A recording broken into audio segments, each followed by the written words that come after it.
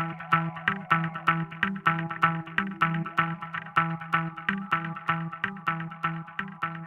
graduated college today.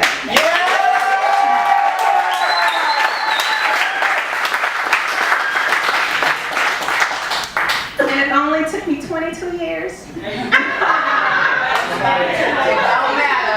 Give yourself a round of applause.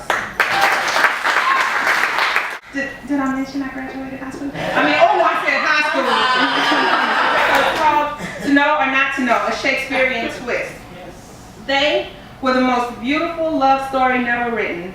Shakespeare's star-crossed lovers would have been jealous at the type of love they possessed until the two couples' fates crossed. She promised that she would love him in sickness and in health, through the good times and the bad, through any storm, her devotion she would always give.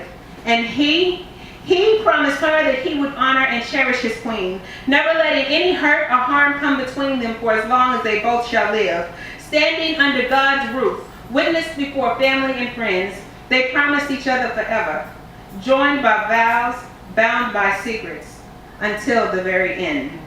He was her first and only true love. That night he experienced the purest touch he had ever felt. With each intense moan, she opened up to him, and he could tell that she favorably approved the consecration of their unity. He wanted nothing more than to tend to her every desire. Communion was shared on satin sheets as he ate of her flesh and drank from her cup of life. His wife. Words never sounded so sweet.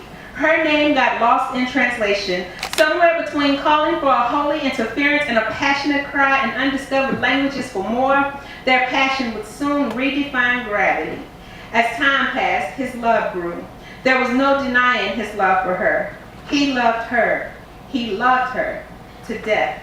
He loved her until death do them parts. Words he would take to heart. Words that would take on a literal meaning that would shred their worlds apart. With each show of love, he killed her softly, engaging in the worst rape in history. Hidden between sheets were secrets that neither possessed keys to. Ignorant to deceit that was disguised as love would soon recreate life. She felt so alive. With new life growing inside of her, she swelled with a newfound reason to live. Happiness surrounded their home as preparation was made. That was until the day truth gave sight to the blind. They say ignorance is bliss. Will you try telling this to a mother who has just found out that she is infected with AIDS, and to a husband who has just sentenced the love of his life to a life sentence of tribulation, plagued with a disease that bore no cure but death? She looked into his eyes, but she could not see him.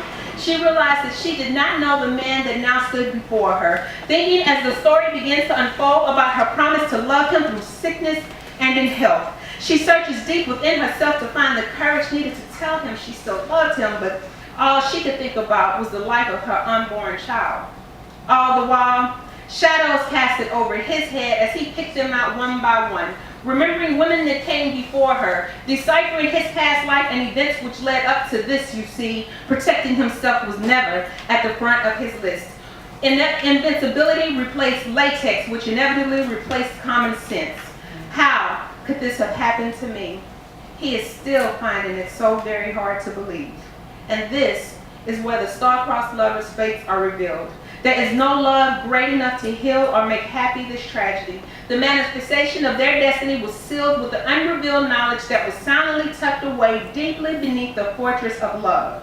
When their families found them, all that was left of them was a blood-stained, self-addressed love letter, pierced through the hearts of the dying couple, that simply read, "Dear love, to know or not to know is a deadly question.